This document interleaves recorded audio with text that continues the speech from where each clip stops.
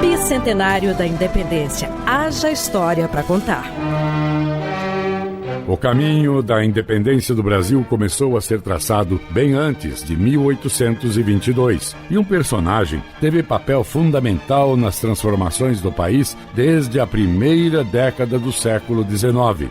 Estamos falando de Dom João VI, rei de Portugal.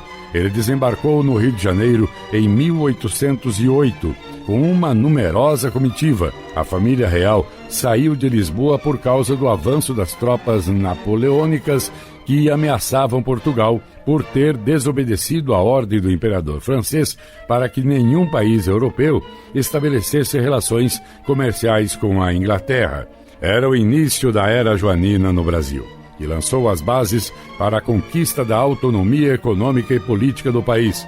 Dom João VI determinou que a colônia fosse elevada à condição de Reino Unido de Portugal e Algarves. Com a capital sediada no Rio de Janeiro, isso colaborou para o desenvolvimento da cidade.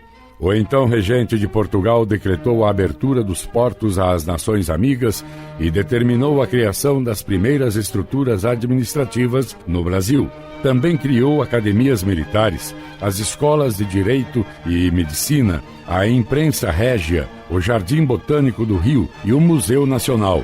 Dom João trouxe ainda a Biblioteca Real com um acervo de mais de 70 mil itens e reconhecida pelos sábios da época como uma das mais preciosas da Europa.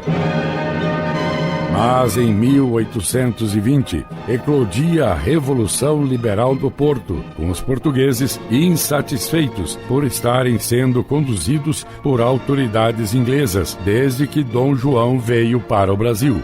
A pressão era para que o regente retornasse a Portugal. Dom João acabou deixando o Brasil no ano seguinte para reassumir o trono português. Ele nomeou então o filho, Pedro de Alcântara, como príncipe regente do Brasil. As pressões dos portugueses não cessaram com a volta do rei. Eles queriam que Dom Pedro também retornasse e que o Brasil voltasse a ser uma colônia. Foi assim que Dom Pedro, ainda que fiel ao seu pai, mas não concordando com esse retrocesso, deu o grito de independência às margens do Ipiranga um ano depois que Dom João VI deixou o Brasil. E só então o príncipe regente passou a ser chamado de Dom Pedro I, ao se declarar imperador do Brasil. Bicentenário da Independência. Haja história para contar. Uma produção da Rede Nacional de Rádio.